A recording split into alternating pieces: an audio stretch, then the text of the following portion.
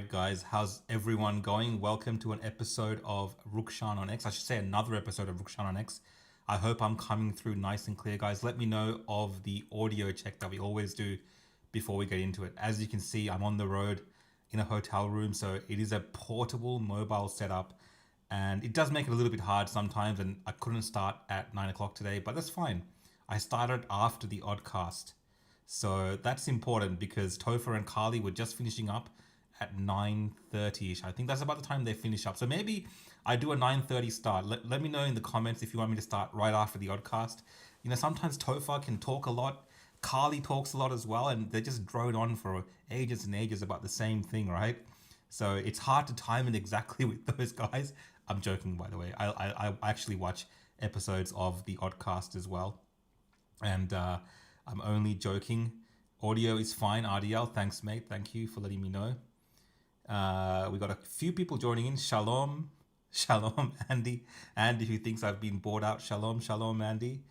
If you've never visited Israel, Andy, I recommend you visit Israel and see for yourself. That quite might be quite eye opening for many of you guys writing certain things in here.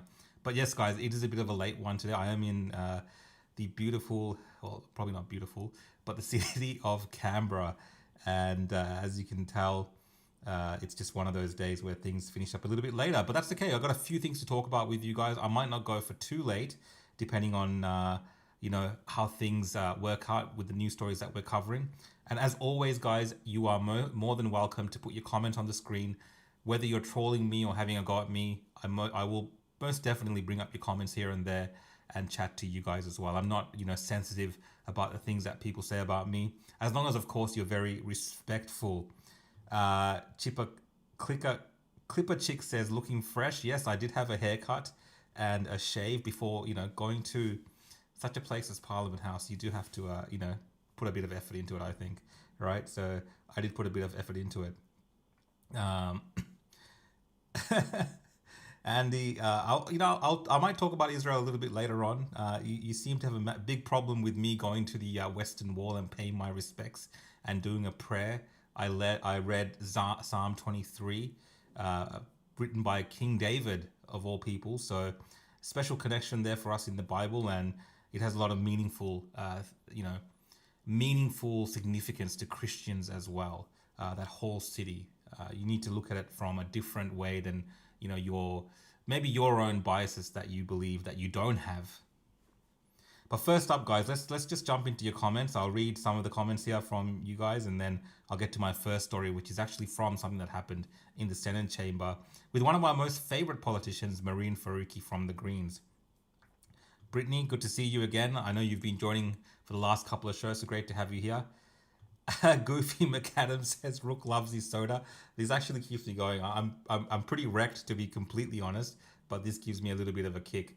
If it was an energy drink, I'd probably be buzzing even more, but I've cut back on energy drinks. So let me know if that's actually better.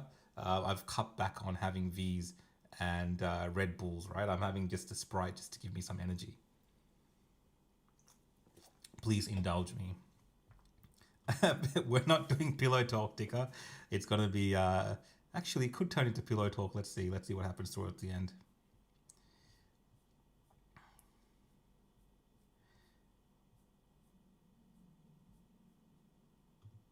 David says, do you understand English? I do, mate. Andy, yes, Psalm 23, my favorite psalm. And, I use it more like a prayer. I think it's got a lot of significance. And the whole part about, Israel, the holy city, of going to Jerusalem and being so close to, the one of the most significant sites, being so close to where many of the things that happened, much of Jesus's life took place there, at least significant moments. So it's a very special place for many of us. And SA says, let's just bring up this comment. If Israel are the invaders, then why is Al-Aqsa Mosque built on top of the first and second Jewish temples? And it's a valid question. Obviously, the Jewish faith and Christianity predates Islam by, well, at least Christianity predates Islam by, I think, about 400 or so years. So, that's something to ponder. And Andy says the monster logo is 666, by the way. And on that thought, let me just bring up the first story, which is something I tweeted about earlier today, and that is Senator Marine Faruqi. There was a censure motion in the Parliament House today that the Liberals put forward against Senator Lydia Thorpe. So I don't know if you remember, about 2 weeks ago, Senator Thorpe at a pro-Palestinian rally was pretty much like, I'm going to burn down Parliament House. This is the comments that she made. I'm going to burn down Parliament House, for the Palestinian cause and, for the Aboriginal cause, and, I'm going to do it. And of course, people took it seriously because she's a senator. She works at Parliament House. It's, it's an inflammatory comment called inciting violence and being said in front of a crowd of people who, share certain views about Australia that are derogatory in the sense that, a lot of the anti-colonial things that go on there. So people put two and two together and were like, well, is she making a serious threat? And it rose to such a level that the AFP, one of their new units that they're using to investigate things around social cohesion, are actually investigating her as well. But at Parliament House today, there was a censure motion from the Liberal Party to hold her accountable. And it's more of a, symbolic type measure that the Parliament has, come together and said that this particular individual has, broken decorum. Whatever she's done is unbecoming of her position, and we're going to censor her. But so, yeah, there was a bit of a fireworks, I would say, from the usual suspects when the Liberal Party were bringing this up. And one of those usual suspects is Senator Marine Faruqi from the New South Wales Greens. I believe she's the deputy. I could be wrong. Some people say she's a senator for Pakistan on Palestine because she seems to be spending a lot of her time in the Australian Senate focusing on foreign issues. And we have seen her multiple times at many of these pro-Palestinian, pro-Hamas style rallies where people with terrorist flags and other terroristic ideas, ideologies, present them in that space. And you never hear the Greens condemn those type of, I would say, provocations against the Australian public, as well as Jewish Australians. There's been many such provocations. Senator Faruqi once put up a post where in the background there was Jews being thrown into the bin and saying how the world would be cleaner. She did, of course, delete that after being called out, but she did put up that post. And you have to wonder where her mind is sometimes when it comes to this. And I have my opinions on this, but she is very hyper-focused on issues that have nothing really to do with Australia. But during the censure motion, where Senator Thorpe wasn't even in the chamber, Faruqi got up in defense of Senator Thorpe. And let's listen to what she says, and I'll give you some of my thoughts on this, because, I walked away from it saying that, this woman is racist. She has a lot of issues, and she clearly does not like white Australians, particularly the white Australians that work with her in the Parliament House. And she makes that very clear. And this is someone who cries racism all the time. But anyway, I digress. Let me go to the video and then we will watch. Then I'll give you my opinions on this. All right. Let me just pull it up. As you can tell, guys, I am very, very slowly doing this as I started work at, I think, 9 o'clock in the morning. It's 9:51 now after I come back to the hotel, so bear with me. All right, here we go. I got to load it up now.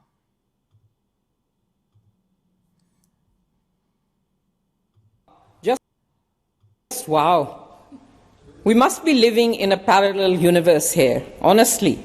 You would have thought that many of the coalition MPs and senators and Labour MPs and senators, you would have thought that they would perhaps understand the meaning of burning down the house, given that many of you white people in here claim English as your first language, that you would actually know what this means. Or maybe some of you have heard the Talking Heads song Burning Down the House in the 80s, which is about liberation, it is about freedom, it is about breaking free. But no, for heaven's sake, this is a metaphor. It is a metaphor. Is it a figure of speech? Order. Senator Faruqi. Order. Senator Ruston was heard in silence. Senator Faruqi, you have the call. Like I said, for heaven's sakes, it's a figure of speech, it is a metaphor. But no, it didn't take 2 seconds. It did not take 2 seconds for Labour and coalition senators and MPs to start a pile-on on Senator Thorpe. Senator McKenzie, order. Senator Thorpe spoke truth to power about the genocide Senator of First McKenzie. Nations people. This is how you treat people of color. So I'm not surprised at all that you're ranting back at me. Senator Thorpe spoke truth to power. I'll stop that there. I mean, someone just said my mic's very low. Let me know if this is a little bit better. I've moved it close to myself before I start going on about my views. Can you guys hear that better? You're saying that it was a bit lower. I'll see if I can fix that quickly. Let's see.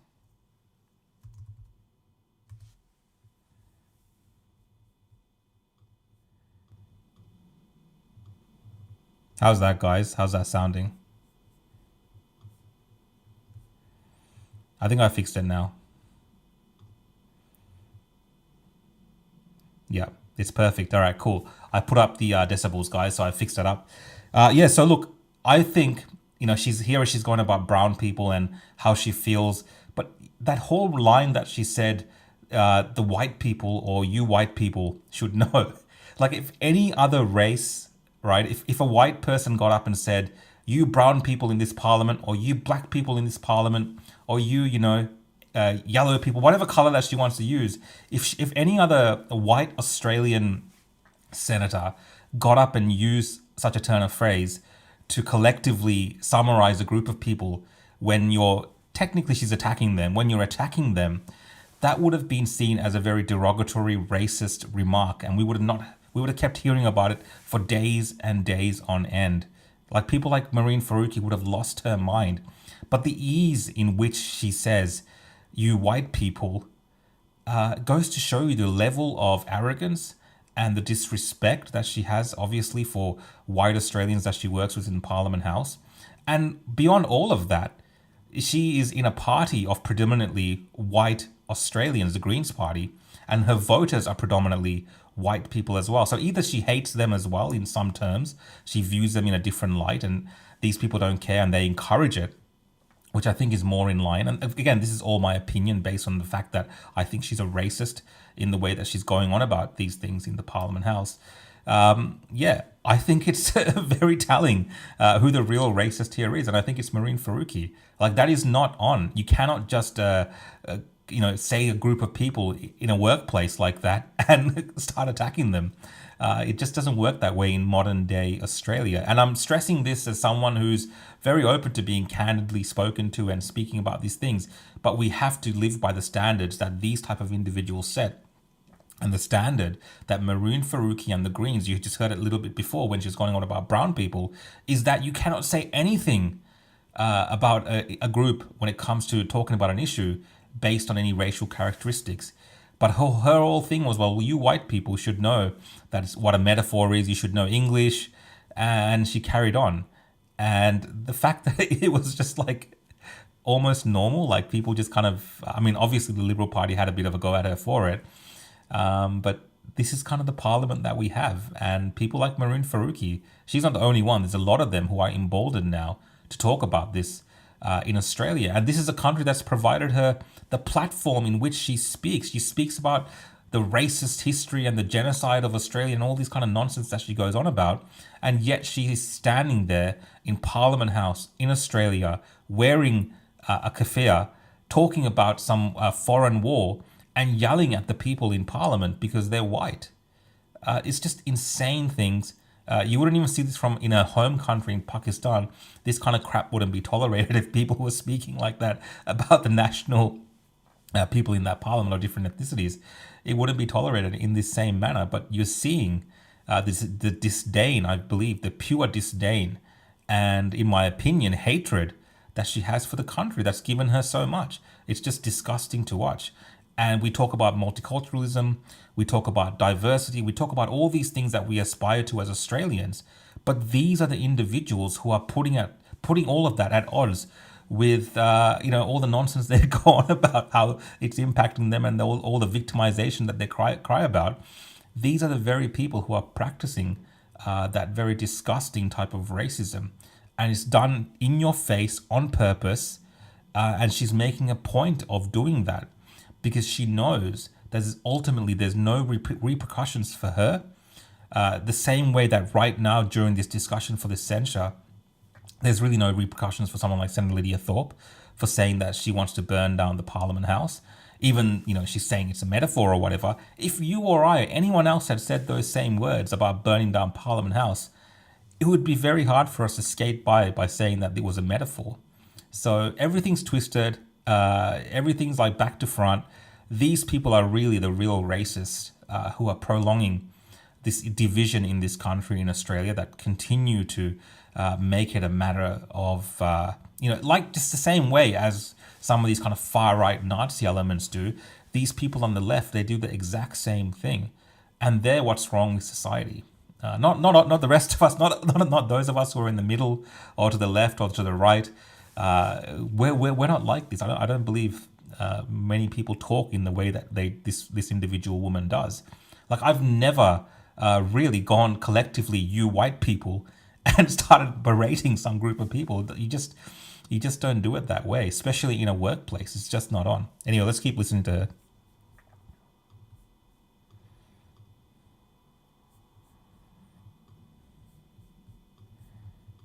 When she spoke about the genocide of First Nations people in this country and the genocide of Palestinians in Gaza. And you all can't bear to hear the truth. And of course, one of the first acts of this colony's NSI teams is to target, not neo-Nazis, don't target neo-Nazis. I just got to pause that there. I don't know if you grabbed onto what she said. Let's just take it back a little bit.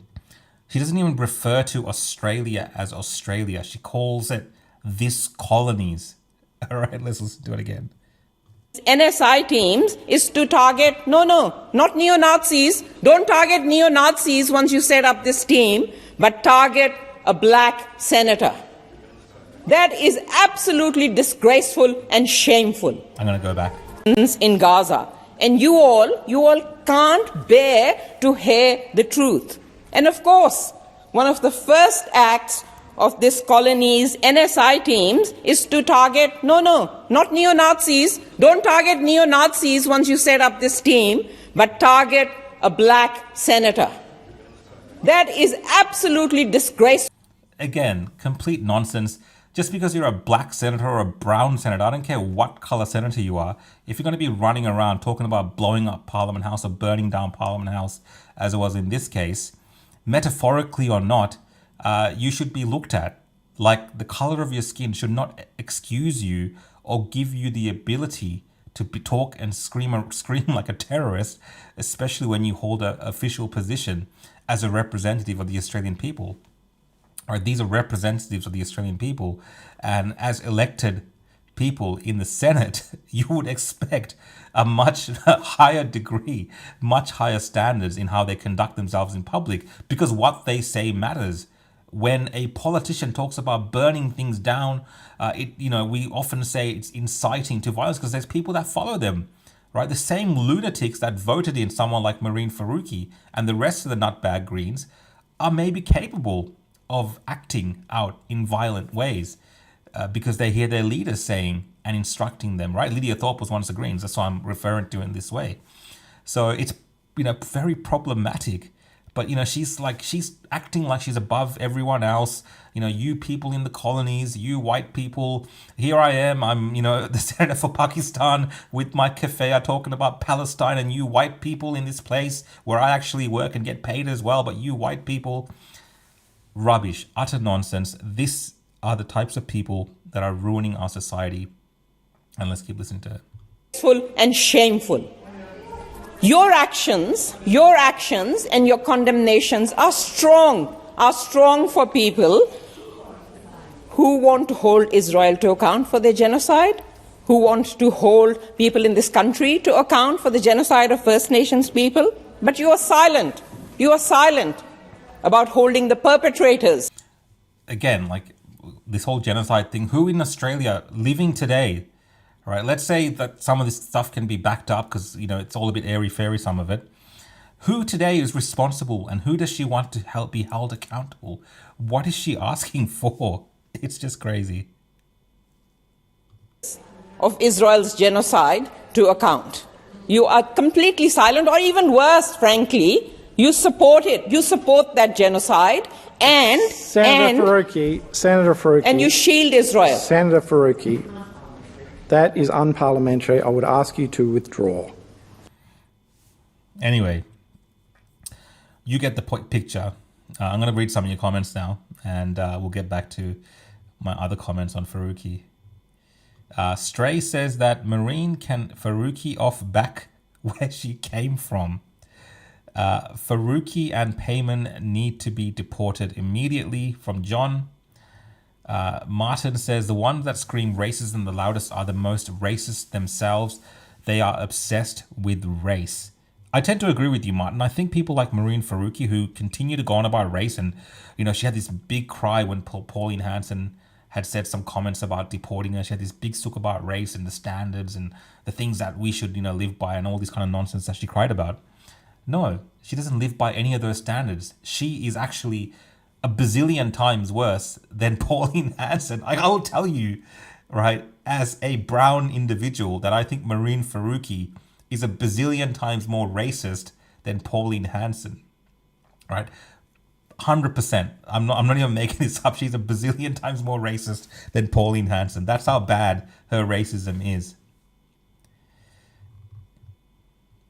And we got one here, one of the Greens voters here. You can't be racist to whites. Again, that's just complete nonsense. Like, that is just not true.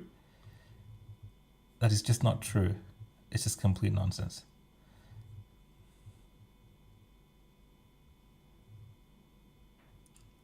RDL says, check her bank account for Qatari deposits. Yeah, look, man, I think she's just like the Greens are just all cooked. Like, the Greens literally last election became the party of Hamas. They support foreign terrorists. They very rarely talk about things to do with Australia. Everything's about foreign wars and foreign countries and protecting foreigners. And then, the other thing that they talk about is the climate and the environment, but that's also at the expense to Australians. So I think that's just generally how the Greens are. Great point, Liberty Prime. Not a word about the genocide of Christians going on. Yeah, I mean, these Greens, I don't think they've ever brought up the persecution of Christians, especially in places like Nigeria. Like, they do this performative thing with the kafaya. And look, a lot of it has to do with the fact that she is a Muslim, I believe, and she's Pakistani. She talks about Pakistan a lot. If you go to Pakistan and you ask the Muslim majority country of Pakistan what they think about Jews, they will tell you that, they support Hitler and so on. Like, there's videos of this kind of thing.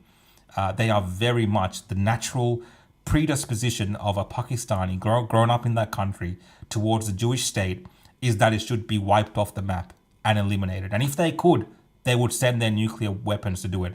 That is the default position. Okay, I'm not talking about the Pakistani people in Australia. I'm talking about if you grow up there and people ask you about what the solution should be to what's happening there, it is complete conquest of that land. And again, I don't know where Faruqi's ideas and things come from when it comes to the particular conflict, but you can see that she has a very clear view on this. And I think it does come from maybe some of that background. Patrick says the Greens are just racist communists.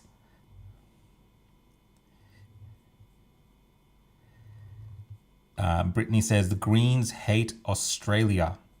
And I agree with this one from DML. I think this is underrated comment, but the Greens actually destroy the environment. I definitely agree with you.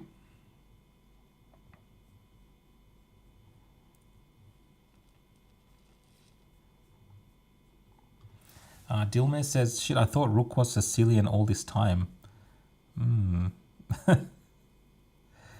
Anyway, guys, let's keep going to the next story. I'll just pull it up now. And then I'm actually going to go through someone's Twitter as well. But the next one is, of course, staying on theme. Staying on theme, we have to discuss the same story, really. And that is Senator Lydia Thorpe was actually not censured. So the vote went, and the Labour Party and the Greens actually, fought against the censure motion and supported Senator Lydia Thorpe. So, as far as I'm concerned, they're giving a green light to Senator Lydia Thorpe's comments around burning down Parliament House.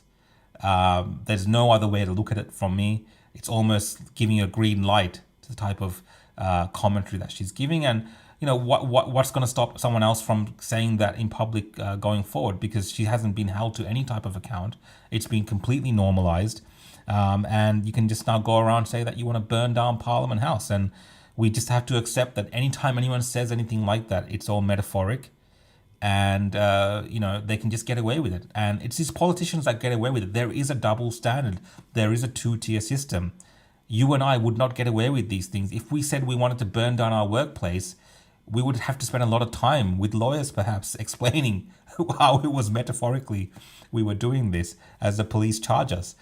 This is just a reality of what we're seeing. I think Senator Lydia Thorpe actually enjoys a greater privilege than anyone else in that place because she is almost like a protected species when it comes to most things. Madeline says they've green-lighted violent speech. Yeah, and look, violent speech, in today's climate, we have seen lunatics act out on violence. That's the thing. So it's one thing for these politicians to incite violence very directly, in my opinion, but then it might not be them that acts out on it, but their lunatic followers, and that's what we've got to be careful of.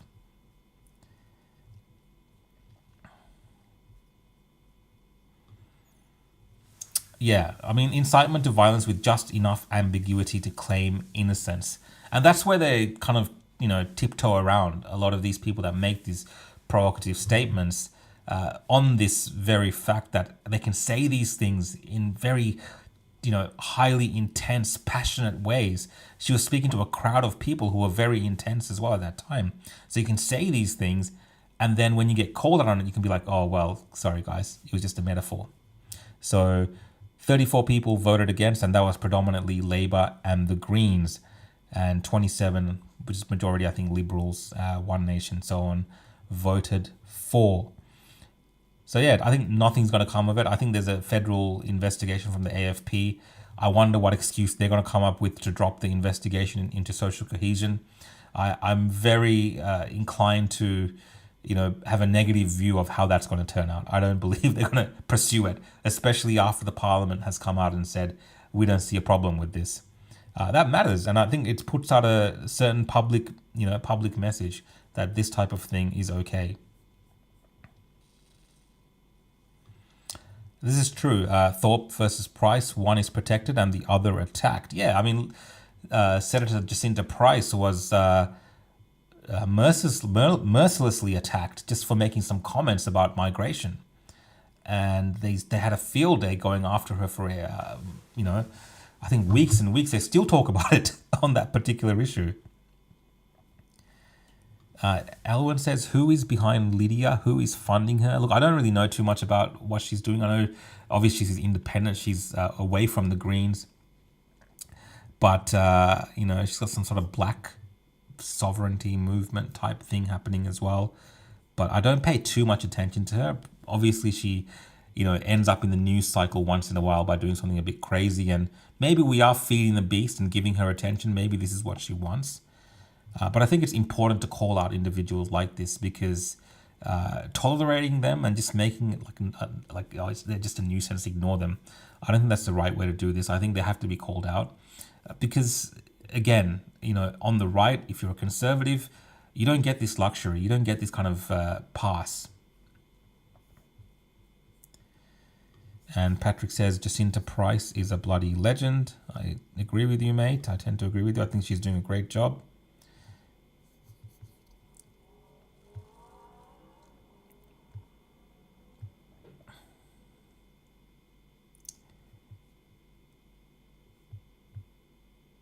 Madeline says, I hate that sort of violent speech. Who wants to live in that threatening world?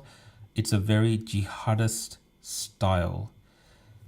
Yeah, generally our politics has gotten, in that, especially in Melbourne, I think a lot of the rhetoric that we hear is very much geared towards being more violent, which is a shame. The next story I have, guys, is One Nation have changed their name. So, we've always known them as One Nation, but if technically they were Pauline Hanson's One Nation Party.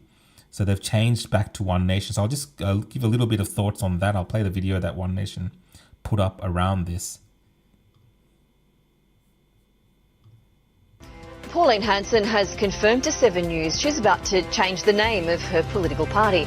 Currently known as Pauline Hanson's One Nation, the Queensland Senator says she'll drop her name from the title as she believes it now has strong enough recognition on its own. I'm actually instigating that. We've already taken it off in phases, yes. Authorised by P. Hanson, Pauline Hanson's One Nation, Brisbane. Pauline Hanson has confirmed to 7 News she's about to... So I don't think this is really a major news story, but obviously it was in the news cycle today. And yes, One Nation that we have always known as One Nation is now officially called One Nation again. I think they were briefly One Nation for a little bit a few decades ago, a few years ago. But it's good that her name, I think, has personally, my personal opinion is that it's good that it's just One Nation, because I think it's actually a pretty good name for a political party in Australia. And a lot of people, because of the brand recognition over the decades and decades it's been around, recognize that brand as being One Nation. And as much as Pauline Hanson is tied to the brand because she's kind of like the aura, right? She's the spirit of One Nation, right? Let's not mince our words around the significance that Pauline Hanson has as a figure in that party. There will be a time when Pauline Hanson is no longer there. And if this party is now coming up, they're talking about 13, 14% in terms of the polling. If they're coming up and going to be a viable party into the future, then it's good to obviously detach from Pauline Hanson to an extent in terms of the name, involvement in the name in that way for the future of the brand. And so I think it's a sensible decision to make.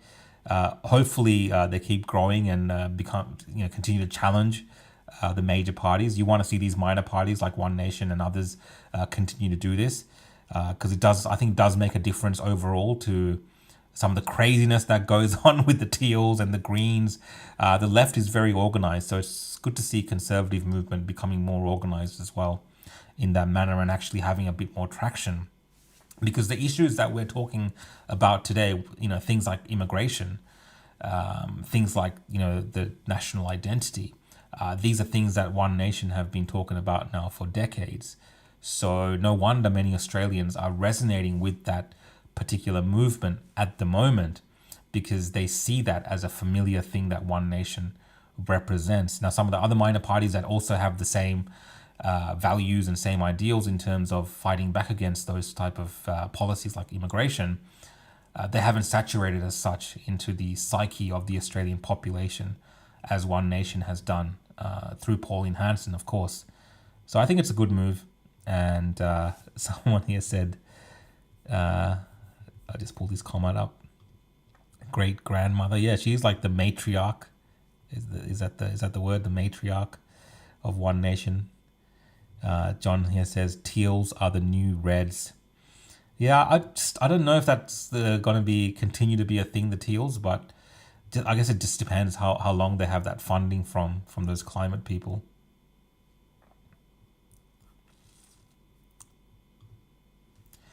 Madeline says it's a bit significant. It broadens out the party away from Pauline. DML says Pauline Hanson has finally seen some sense with the party name.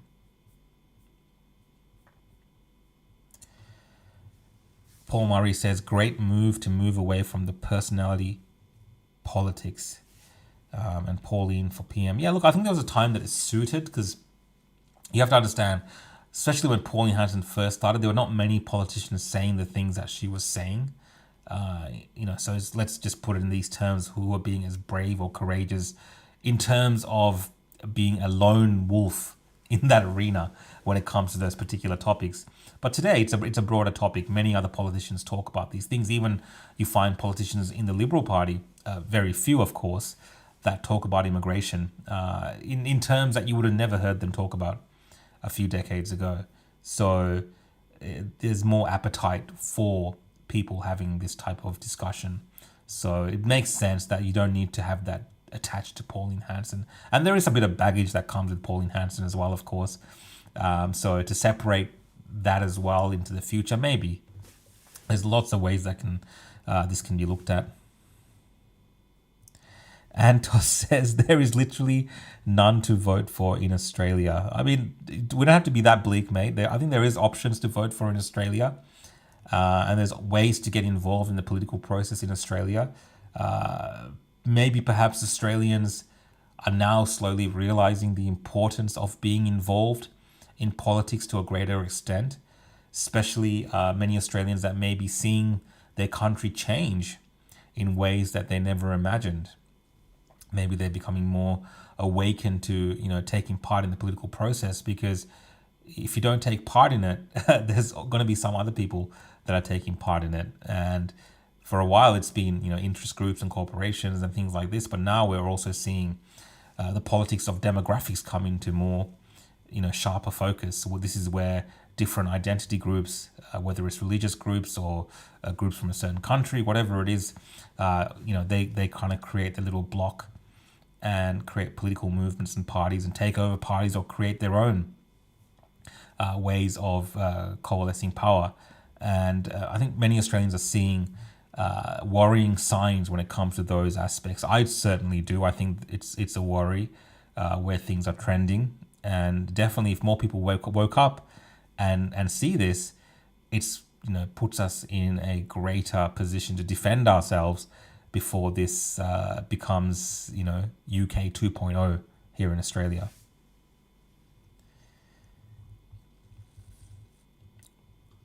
Dilmer says, I've been waiting for a political party that I identify with my whole life. I turned 40 this year. Yeah, look, I think in Australia, we don't have the whole, a lot of Americans are either Democrat or Republican, right? There's like two options. The vast majority of Americans, they will identify with either one.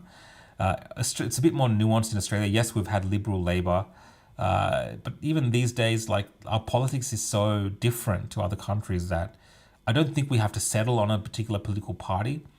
And sometimes even I've voted for political parties that I don't necessarily, 100% agree with on everything, but I see the value of having a particular candidate or a particular, independence or, a different type of crossbench in power, as in a position of influence, as being a greater good for society than a greater evil. They're not liking a political party, if that makes sense.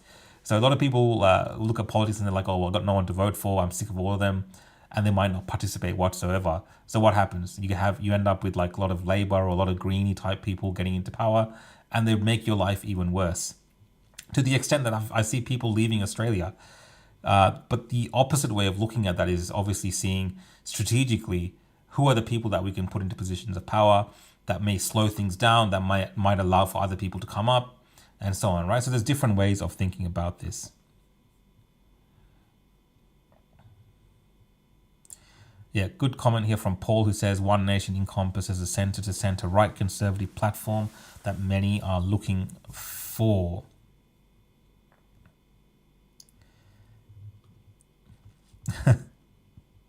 Donovan says, I'll start the Australian Kangaroo Party. They all got to vote. We've got the numbers. Yeah, I think if we can get kangaroos to vote, we'll be doing pretty good. All right, guys, let me just pull up the next story and we'll keep going.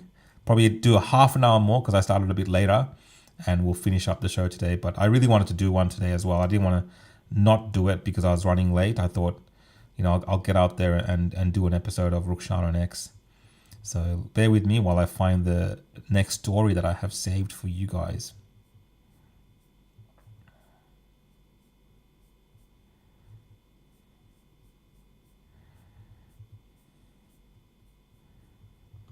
All right.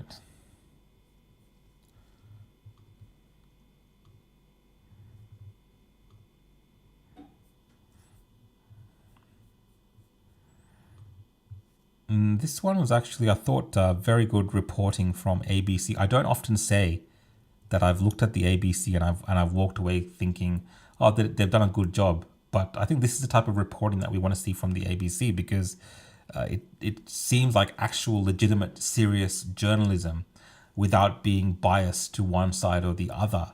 And with the vast amount of resources they have access to and the ways that they can gather materials and get documents and do FOIs, this is the type of journalism that we should be expecting from our national broadcaster. So the ABC, I'd say, for after a long time, you might want to record this, that ABC has done a good job. And it is actually a bleak, serious topic. I'm making light of the fact that ABC's done a good job, but the actual topic material is very sickening and disturbing. And that is that something we've talked about, of course, we've had a string of these high profile childcare center pedophile style cases that we've discussed. Some horrific instances in Victoria where a bloke's been getting away from it with it for like, I think a few years. And, I think a few 20 or 30 victims. I can't remember the exact numbers, and then thousands of kids had to have tests done to make sure that they weren't carrying any sexually transmitted diseases because of this guy. Like, sick stuff. But it's worse than we thought or worse than we imagined, and it's actually absolutely sick that this is happening in Australia. And the extent of this is actually mind-blowing. So let me just read this article and I'll share some of my thoughts on this. So, pedophiles exploiting Australia's broken childcare system as safeguards crumble. Pedophiles have infiltrated Australia's $22 billion childcare industry by exploiting lax regulation, piecemeal oversight, and glaring staffing inadequacies, a major Four Corners investigation has uncovered. The full scale of this crisis has been hidden until now. We have identified almost 150 childcare workers convicted, charged, or accused of sexual abuse and inappropriate conduct. Half of the 42 people convicted were sentenced in the past 5 years alone, and another 14 are currently before the courts. The public records we have pieced together show the rate of offending in childcare is increasing, exposing a system that has allowed predators to thrive. With barely 15% of reports of child sexual abuse leading to charges and only 2% leading to a conviction, experts say the real numbers of predators who have worked in childcare over the years is likely in the thousands. Likely in the thousands. Drawing on more than 200,000 pages of previously confidential documents, police tip-offs, court records, and evidence from parents, educators, and whistleblowers and experts, the investigation exposes a system so broken it has created a perfect storm for abuse. I mean, the implications of what's being said here is that our childcare system in Australia is so broken. It's so broken that it's actually become the perfect target for pedophiles. Just think about that. The very place that parents send their children to be safe, right? The expectation is safety, that they would not have any of these. This would be the last thing that parents would want to be happening at these places. Was actually the prime target for pedophiles because the way that the system's fallen apart, all right, even the way that it's designed, is actually attracted pedophiles to infiltrate the system to such an extent where experts think at least 1,000 were operating in this system. So we only know about the ones that obviously get caught, convicted, where people come forward. We hear about the major ones where there's a guy that's done 20, 30 offenses. We rarely hear about the lone offenders where it's just like one or two. Sick, regardless of the number of attacks that these individuals do. But the scale at which it's happening, it's hard to fathom that children in Australia are being put in harm's way with these kind of psychos. Now, I think one thing that the ABC doesn't really cover, it does cover that obviously it's a breeding ground for pedophiles and stuff, but I don't think it covers the societal, the ways that it's become like this. Like, obviously there's been a breakdown in society. Like, there has to be a serious breakdown in society where childcare, like a place where children are meant to be safe, becomes the ideal place for pedophiles to go to. Like, there has to be a massive breakdown, right? And I think a lot of that has to be do with a lot of the nonsense that we talk about, this kind of gender, the nuisance, nonsense that we hear, and, what's a boy, what's a girl, all the stuff that's pushed out into the public, right, by the state systems, schooling systems, trying to groom children, right? All these sick, twisted things that we keep talking about. And a lot of the weird behaviors of individuals that would have often maybe raised red flags in the past go amiss, right? We have people working in childcare now that, back in the past, if they were working around children, we'd be a bit more suspicious. And the guard is down these days because of all this DEI nonsense that we have, right? So it's this whole societal issue that has come to this. And it's a societal issue that ABC often defends and even promotes. Someone before said, I was reading the comments as I was talking. Great comment, 1975 ABC tapes, right? That sick documentary that ABC in 1975 made with pedophiles talking about why they like to be with children and crap like this. Like, obviously, this culture is a part of the ABC, almost like groomers, which sounds weird saying this, but, all these things are interconnected.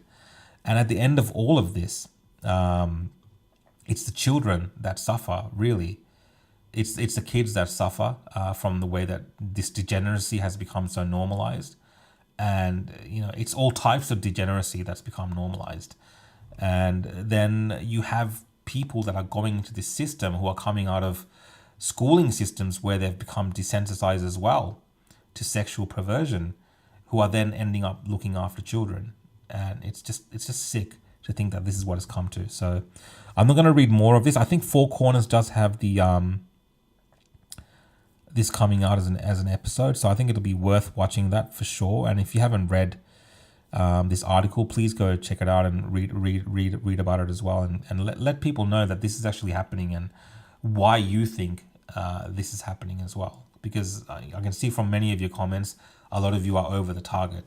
I'm being very careful with what I'm saying, but I think it's not just about this pedophile thing, and it's just, I don't think it's come out of nowhere. I think it's all interconnected.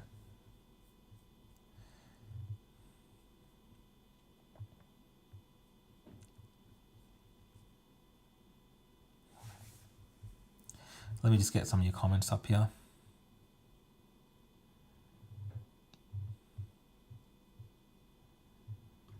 Oddenball says, you would think to a ped that a place full of people caring for children would be intimidating, not inviting. Yeah, but they exploit the system because the system no longer is not looking for the right characteristics, let's say, for people when it comes to caring for children. This is, again, my opinion.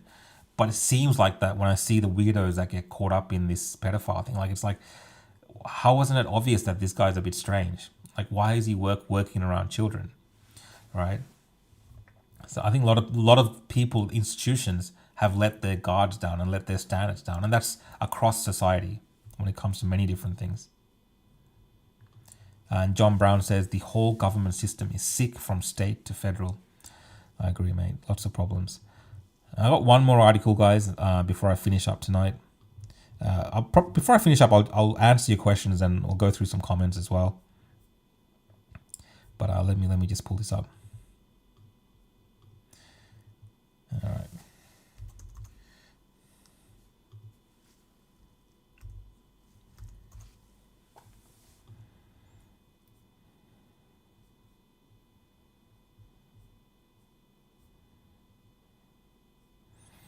All right, guys. So I'm going to do what I originally started this show for, Rukshan On X, which was actually to go through X. And I've picked one individual to go through their X. And I'm probably going to do this at the end of every episode to go through people's X. You can nominate someone. You might want to come on the show with me and we can go through your X together. But today I've selected Senator Babet. I'm going to go through his X and we're going to see what he's been talking about for the next 10 minutes. And then we're going to finish up with some questions, any questions you have for me, and then we'll wrap up the show for today. So let's pull up Senator Babet's X and let's see what the senator has been up to. Senator Babet from the UAP.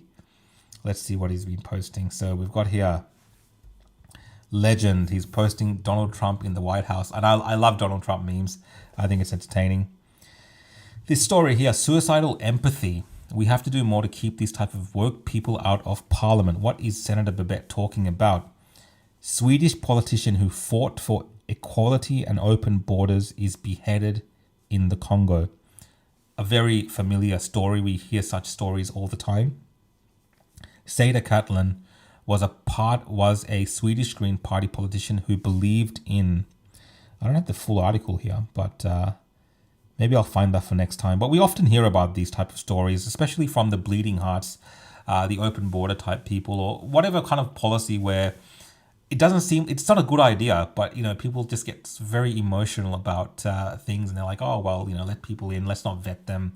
Everyone's a refugee, and at the end of the day, you F around and you find out. And I think a lot of countries are actually effing around and finding out when it comes to many things that are going wrong in their countries. And this is kind of the story that I get from reading something like this, is that by the time you realize that you effed up, it's too late, right? By the time you've opened up the floodgates and you've let in everyone without checking them, like they were doing in America for a long time, that's when you had the problems in the US, right? When the southern border was crazy. I'm not saying there's no problems now, but you have to recognize what those issues can be in the future and deal with it. So one of the great things I think Donald Trump is doing right now is blowing up those drug smuggling boats in international waters from Venezuela or wherever. Like they're just droning them. They're just droning the boats. And there's a lot of people saying, oh, it's so mean. What about the law? Oh, what about, justice and trials and all this kind of stuff? And there was a great video where journalists asked Donald Trump these questions. And he's like, we're just going to kill him. We're just going to kill him. What are you going to do? We're just going to kill him. And sometimes it's got to be like that when you're dealing with these type of issues. So, Trump, I think, sets a great example with his temperament when it comes to handling these type of situations. If you have people smuggling in fentanyl and other drugs that kill countless, thousands of Americans, and to a certain degree, the agencies, the military or whoever's doing the tracking of these narcotics has a certain degree of certainty that these boats are the ones with the drug traffickers, blow them up. Why would you let them land? Blow them up in international waters, drone them. I don't see what the big deal is, why people are getting precious about it, because it's actually worse when those drugs start circulating in your country. So if you know for sure, and you can, obviously there has to be some sort of checks and balances internally at least.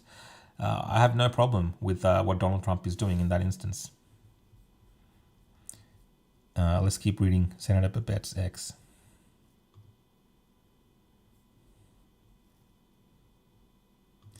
He wrote here, the government should help society create more billionaires and millionaires. Why? Because they actually create value, pay taxes, and employ others. We need more of them, a lot more. And how can the government make that happen? Simple. Get the hell out of the way and let the free market work. Commies everywhere. Again, I agree with Senator Babette on that particular thing. Like, if people are naturally entrepreneurial in the West, they want to build businesses, they want to create things. You see that innovation happening, especially in the tech space. You want to create things, but so often government gets in the way, especially in Australia. Like if you're a big business owner in Victoria, it is a nightmare for a small business owner. And I think many people give up as well because they're just like, I can't be bothered. I can't be stuffed because there's so much red tape, so many taxes, this tax, land tax, all this kind of nonsense. The last thing you're thinking about is innovating or building great businesses to employ people. So valid statement. And we'll get one more from Senator Babette. Let's have a look. Oh, this one, yeah. Send Rudd home. Trump takes another jab at Rudd following tense White House exchange.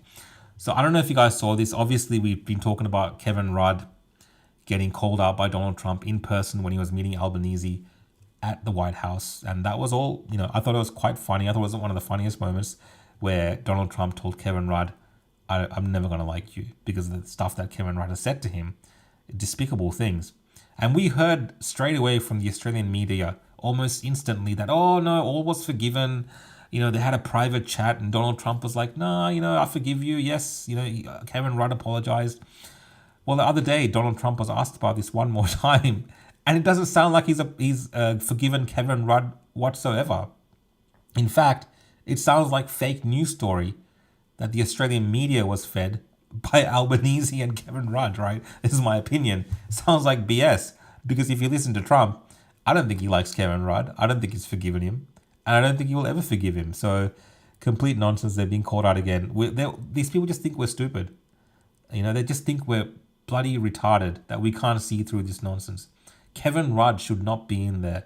And even Trump made a very specific point of saying that when he appoints a new ambassador to Australia, it'll be someone that Anthony Albanese likes. He will do the courtesy of giving Albanese someone that he can work with as a US ambassador in Australia. DML, yeah, their ABC claimed he forgave Rudd. Complete lie. Yeah, I would say it's a complete lie. Maybe Kevin Rudd went up to Trump and started groveling and said, "Oh, all this stuff," and Trump probably just brushed him off and said, "Yeah, whatever." All right, that might be what they said was an accepted apology, but it doesn't feel like that it was. Rudd the dud. Cool, guys, it's 10:40 now. I'm going to have about 20 minutes before 11. So if you guys have any news stories that you want me to talk about or have any questions, throw them up in the comments now and I will spend the next 15 minutes just going over them. Let's have a look.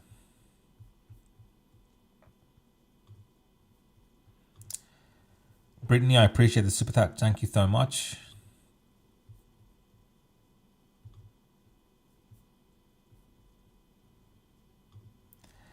Australia, wouldn't we all? I'd prefer if Albo just retired.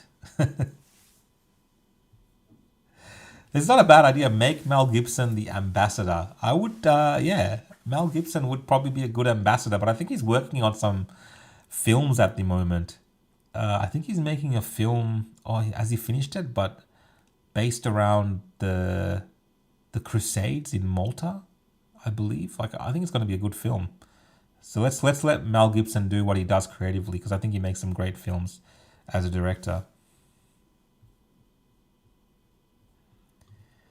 Donovan, this is a good suggestion. Installing General Flynn as US ambassador to Australia would be the biggest troll to the AusGov Corp ever. 100%. Let's send General Flynn to Australia to trigger all the lefties here. They might even try to blacklist his visa. That's how deranged they are. Equity, I appreciate the super chat. Thank you for your support. And I think I was just saying to Brittany as well before I think I pulled this up. Thank you for your support as well. Got a question here from Dr. Rami that I saved. Will you be back to the Holy Land again? Yes, I do plan to go back to Israel again, hopefully next year, to travel around more of the sites and spend a bit more time in Jerusalem as well. I really want to go back, so I'm looking forward to it, and hopefully the situation there has changed a lot as well in that time, right? Hopefully it changes for the better. Baseline Benny, thank you for the super chat. Thanks for joining in again for another show.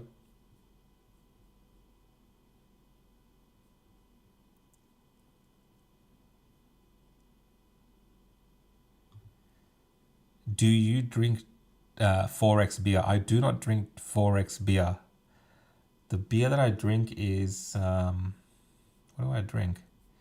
I don't really have a brand like that, but I don't drink 4X. Let's just say that. Is that good or bad? I don't know. Carlson and Owens transitioned to Weird. Look, I used to be massive fans of Tucker Carlson and Candace Owens. No longer I am, but obviously they have their space and they're very successful and they have a massive audience. So obviously a lot of people find what they say either agreeable or they're fans of them, and you have to respect the work that they do in that regard. But personally, no. I mean, I don't particularly find their commentary credible on many topics. Now, you might be like, "Oh, Rukshan, your commentary is not very credible either," and that's fair. You're entitled to that view, but that's just how it goes. I think they've deviated a lot in terms of not so much their views on topics. I can understand that people have different views on certain topics, but the inability, I think, to, I guess, for lack of a better term, bring the receipts, especially for Candace.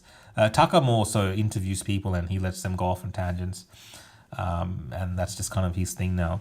But especially for Candace, she puts a lot out there, and I don't think she's been able to back up things in a way that's been substantial.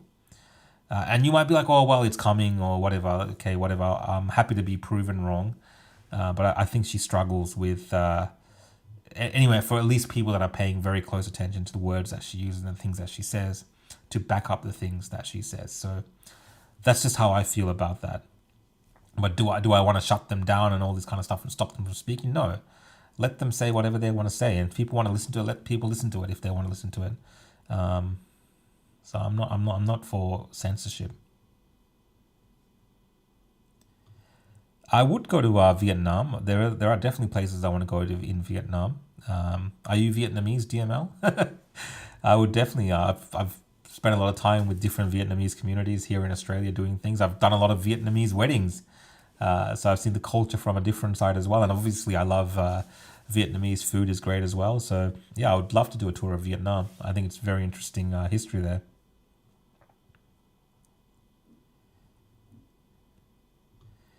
Albo is friends with Trump now. That alone triggers the left and right. I don't think they're friends. I don't think Albanese was rejected by Trump this time in Malaysia. I don't know exactly if that happened for sure, but I don't think they're friends like that. Like if we were really close, if like Trump loved Albanese, he would have come to Australia already. I mean, for Christ's sakes, he was just in Malaysia. He's so close to Australia. Martina says, "Don't forget your tiny hat." I might wear a yarmulke again when I'm in Israel. I don't mind. I don't mind donning on different attire for a certain regional place that I visit. I've done that respectfully when I've been in the UAE. I've worn things which pertains more to the Islamic faith, and I've worn things when I've been in India that more pertains to the Hindu faith. I don't necessarily have a problem being respectful in different religious buildings.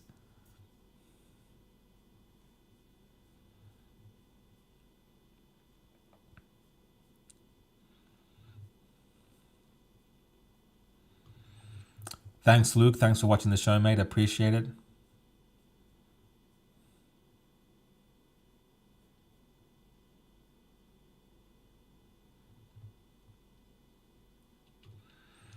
Candace is going a bit loony, but restricting her access to come to Australia for her views is effed.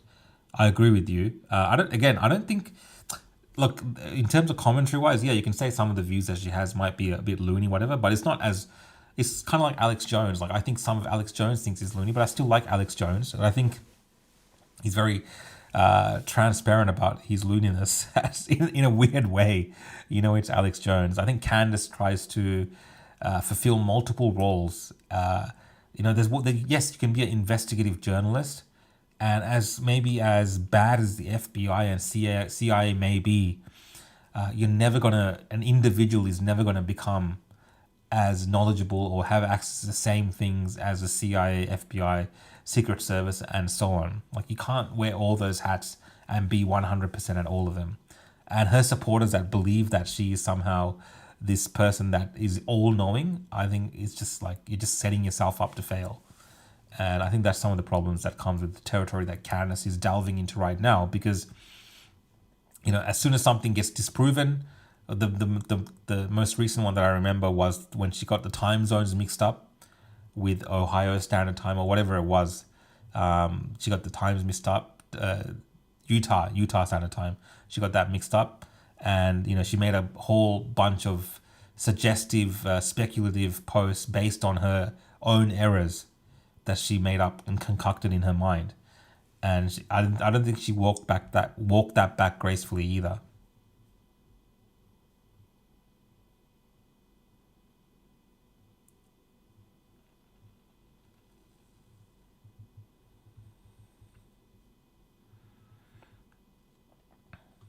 Donovan says, "Do you know what happened to that grandmother that got smashed to the ground by Vic Paul during the Melbourne protest way back when? Did she survive?" She did survive. I don't know what's happened since, unfortunately, mate. Sorry.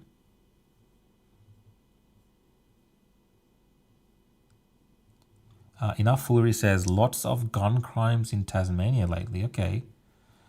I'm surprised by that for sure.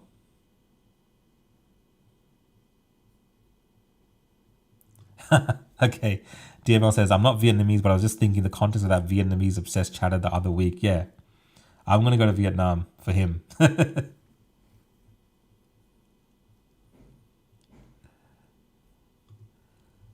Do you prefer banh mi or po? Yeah, I don't have a preference like that. I like Vietnamese or Thai cooking. I like that. It's a bit more fusion, and it's a bit less heavy. Hey Nathaniel, hi everybody. Sorry for being late. It's difficult being in different time zones. That's okay, mate. I started the show late today as well. I'm actually slurring and having difficulty talking because I'm just a bit tired, but I thought I'll just do it anyway. Because really I do this show just to talk with you guys. It's a lot of fun. Yeah, so Dinesh D'Zoiza did do an interview with Trigonometry, and he does have a lot of strong opinions on Candace Owens and so forth. So you can watch that. That's Trigonometry, Constantine Kissen. I believe that's available to watch on their YouTube and X. And I think Dinesh does a great job of debating these individuals, or providing a counter argument to the views that they have, and actually giving a good analysis of why he thinks they've gone down this certain path. Again, I don't pay as much attention to those kind of drama things as much, so that's probably why you don't see me complaining about other content creators and bringing up dramas and pointing fingers at people, and I'm not really into that.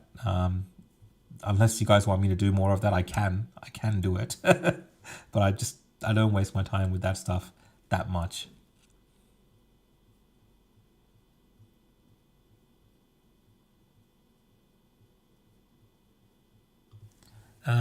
Charcoal says, dude, I guarantee you dislike most people who are sympathetic to Muslims and against Israel. Yeah, look, again, I don't see that, like, I don't make that connection. As an Australian, I don't make that distinction between different ethnicities and different groups. Like, you're here, you either live by the standards in Australia and you try to live peacefully with everyone else without bringing your foreign culture and your foreign wars and making people here decide on who they prefer to hang out with, or who they like more, or which side they denounce. I don't care about these ethnic wars from different countries. I want to have a peaceful life here in Australia. I think most Australians would agree that they don't want to have these, on the streets here. You don't want different ethnicities fighting over some foreign conflict. If you want to do that, go ahead over there. Go to Palestine. Go to another Muslim country. Arm up. Go to the IDF, whatever. Then fight amongst yourselves and sort it out in that country. I look at it more in that way. The only reason I talk about a lot of these topics is because they've become topics of where it's an issue for Australia. Like, we have to contend with the fact that we have problems with our social harmony in this country, our social cohesion. Like, Jewish Australians can't go out onto the streets sometimes, or Muslim Australians can't go out onto the streets, or people are fighting amongst themselves. Like, you don't want to see this nonsense and crap in this country. Like, I don't spend my time here being of Sri Lankan heritage. When do you hear me talking about stuff to do with Sri Lankan politics? Like, I don't care. It's in Sri Lanka. If I cared about Sri Lankan politics, I should probably go to Sri Lanka and live there and help the people out there and talk about crap there. But I'm not. I'm here in Australia. This is my country. This is what I care about, and this is what I talk about. So if you see me mocking and bagging out Marine Faruqi for her obsession with Pakistan, is because I believe if she cares about Pakistan so much, she should go live in Pakistan and take care of the issues in Pakistan, right? I don't even think the people in Pakistan would appreciate someone here talking about crap over there, right? It just doesn't work. The world shouldn't work in that way.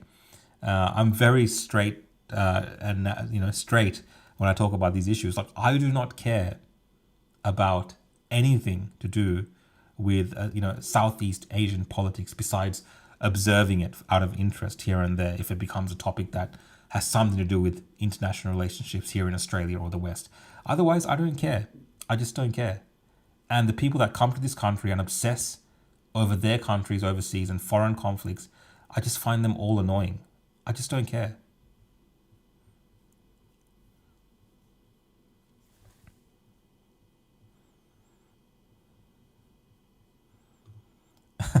You can relax in Israel. There can't possibly be cameras everywhere, right? I actually felt a lot safer in Israel walking around in Jerusalem than I felt in Melbourne. It's crazy to say that, but even with all the terrorism stuff that is a potential in Israel, I actually felt a lot safer in Israel than parts of Victoria, right? And I'm not trying to again exaggerate. I'm just saying in general, at 1, 2 in the morning, walking around in Israel, right? I didn't have any fear of some random dude jumping out with a machete to come after me, right? Like, there was a bit of social harmony, and this is a place that's shared by Muslims, Christians, and Jews alike, and tourists, and it was completely safe. So yeah, there is something to be said about that.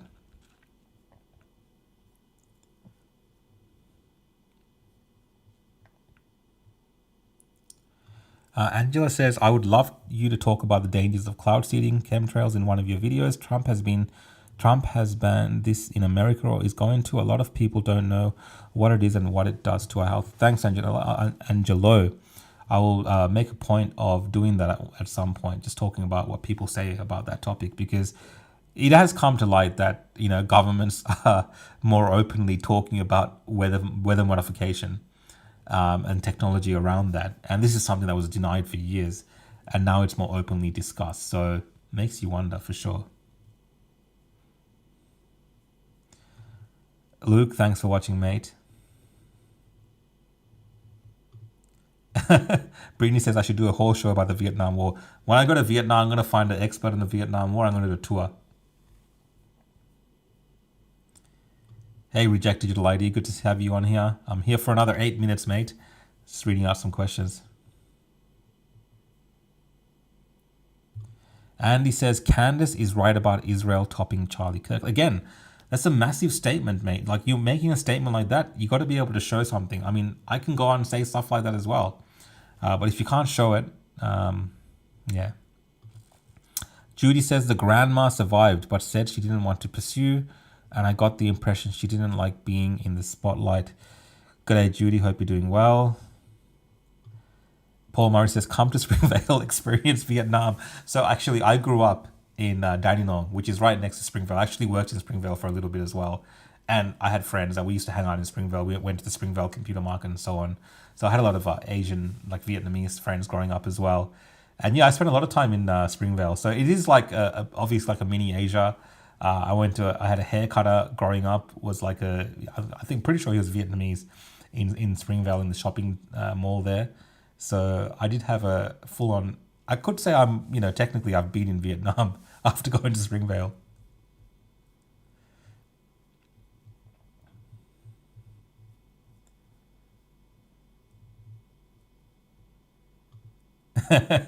Why would you care about other content creators when you're in your sweet spot here, Rookie, with 7K Facebook posts? I don't know if you're joking or not, but look, 7K per Facebook post or any post is a pretty good deal. Like, that's a pretty good deal. Most people would not be able to resist such a deal, but such a deal does not exist, guys. It does not exist. I'm not trying to make light of it, but it's just all nonsense. I don't know why people say that. Like, if I was getting paid 7K for post, do you think I would be up here at 11 a.m. just having fun with you guys and chit-chatting? Maybe I would be. Maybe I would be. I don't know.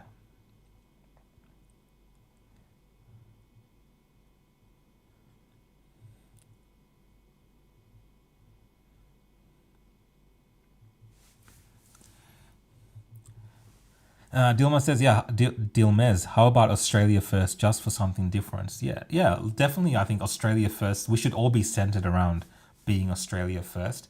Now, there are unavoidable implications of foreign wars that we have to discuss sometimes, and diplomacy and just being a part of the West. Like, obviously, foreign things that we have to consider, trade deals and so on.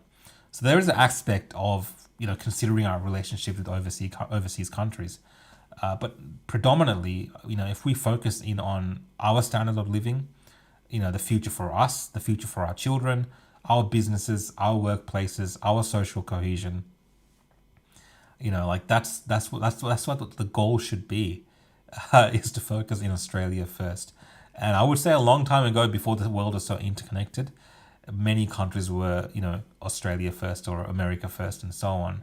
But that has not been the trend till very recently, I think, with Donald Trump, with his whole America First message. And we've seen other, obviously, European countries who have been that way. I think Poland comes to mind, Hungary, I think, as well. Very centered around, preserving their culture and things that make their countries great. It's good to have that, an aspect of that. I think that's to be the main goal for many countries, to be predominantly focused in on the conditions of that country itself, because there's no point trying to fix other people's backyards if you've got people in this country living in tents and so on. It's just stupid. But a lot of people pursue that as a main goal, or they'll come here from overseas and they'll try to turn this country into the same place that they left behind. It's just idiotic and stupid. It makes no sense.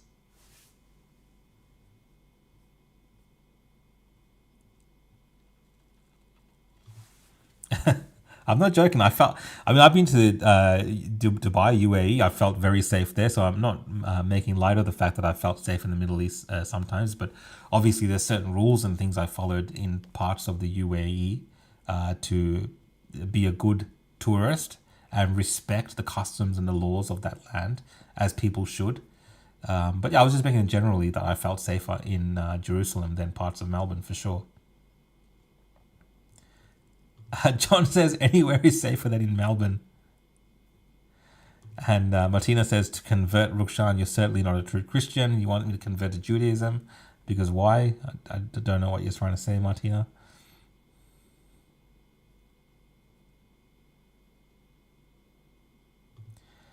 Amazing to see so many young women walking the streets late at night, not in Melbourne. Yeah, that's one of the things I noticed in Israel. A lot of young kids, probably like 14, 15, 16, all hours of the night, just kind of hanging out, enjoying life, going to shops, hanging out with friends and walking on the street. Like, you couldn't do that here in Victoria. It's just very dangerous, depending on where you are, obviously, and who you're with.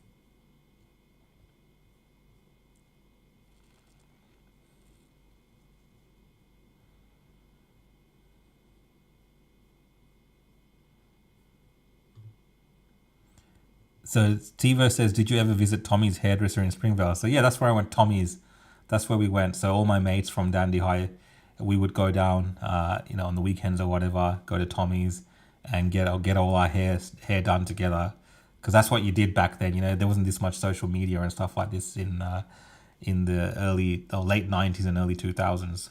And so we'd go hang out in Springvale and get our hair done at Tommy's, and then have the Vietnamese rolls, and then go to the computer shops or whatever, and buy probably like dodgy DVDs from the shops that were there and dodgy computer software, because that's what you went to Springvale for.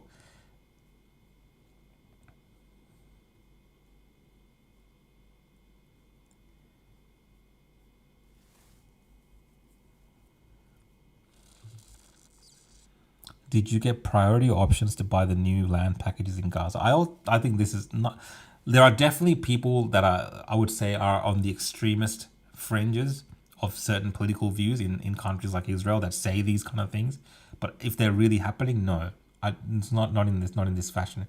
It's the same as the extremists that we have in Australia. Like, every country has extremists who say crazy things. It's just the people that are amplified the most outside of the Israel proper, when we hear about things happening in Australia, for instance, about what's happening over there, are these extremists. So when you hear about Christians being spit on, yes, it might happen here and there, but it's no different to how we have, crazed white supremacist neo-Nazis sometimes that might beat people up, right? And if you just look at that and say this is the representation of everyone, it's not. We know that by living in Melbourne, that these kind of extremist groups on the left or on the right don't represent all Victorians. It's the same in any country. You're going to have a bunch of people who, for whatever reason, have extremist views. And at least during this time, I believe the people like that in Israel, those voices on either side get amplified for the purposes of rage bait news.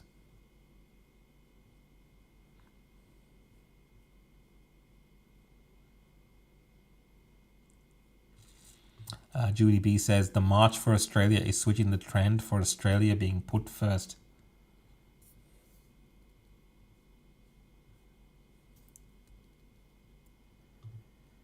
And Paul Murray says, no more pancake parlor opposite Dandy High. That's right. I actually lived quite close to the pancake parlor, so I'd walk to school from around that area. So I know exactly what you're talking about. That's gone. Pancake parlor is gone. But I never actually went there. I actually went to one of my first job interviews when I was a kid at Pancake Parlor, at that one you're talking about in Dandenong. And I didn't get the job. I actually got a job at the same time I went to another interview at Dick Smith. I got that job. But the guy at Pancake Parlor, he was old school.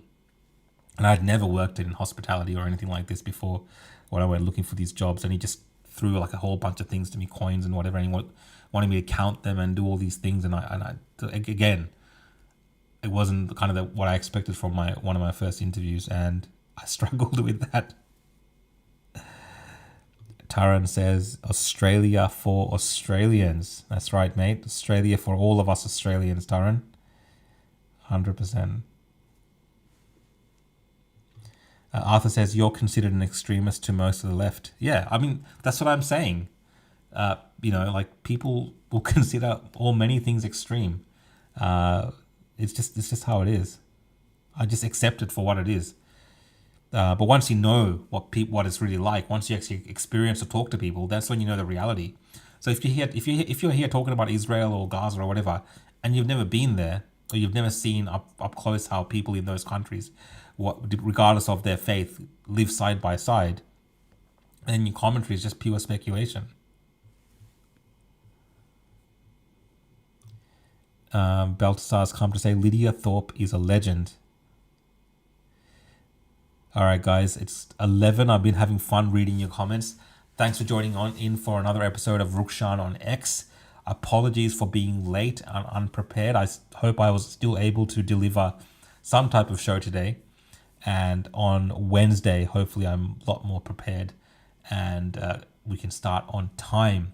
But then again, I think 9:30 works as well as the Oddcast finished up. Topher Field and Carly's show. Maybe the crowds that are watching that can finish up at 9:30 and come watch Rukshan on X. But I hope you've all enjoyed this show today. Someone actually did say this to me, the brown face of white supremacy. Someone actually called me on X today a black Anglo-Saxon, whatever that is. And apparently I am a white supremacist black Anglo-Saxon because I was saying some things about Lydia Thorpe. Oh, sorry, Marine Faruqi.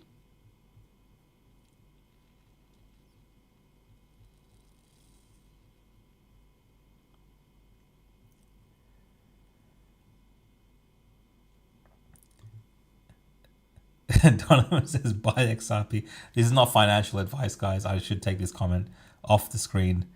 Many people have struggled many a nights after buying XRP. No, this is not financial advice, guys. I'm not an expert on any of these things.